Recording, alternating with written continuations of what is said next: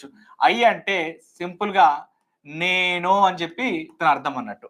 I అంటే నేను. For example మీరు ఐ అంటే నేను అని చెప్పి మీరు చెప్తున్నట్లు లెక్క అన్నట్టు, రైట్.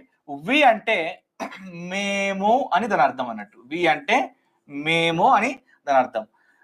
యు అంటే నీవు లేదా సింపుల్ గా మీరు ఒకవేళ గౌరవంగా ఎక్కువ మంది ఉన్నప్పుడు కానీ లేకుంటే గౌరవంగా మాట్లాడినప్పుడు మీరు అని చెప్పి మాట్లాడొచ్చు. దే అంటే వారు లేదా వాళ్ళు అని వస్తుంది. హీ అంటే అతడు, హీ అంటే అతడు, షీ అంటే ఆమె, ఇట్ అంటే ఇది లేదా అది అని చెప్పి వస్తుంది. ఈ 7 పదాలు మాత్రం మనకు జాగ్రత్తగా ఈ 7 వర్డ్స్ కనుక నేర్చుకున్నట్లయితే ఇంగ్లీష్ మనకు ఫింగర్ టిప్స్ మీద ఈజీగా ఉంటుంది. ఈ 7 వర్డ్స్ అయితే ఖచ్చితంగా నేర్చుకోవాలి. వీటిని ప్రొనౌన్స్ అంటాము. సబ్జెక్ట్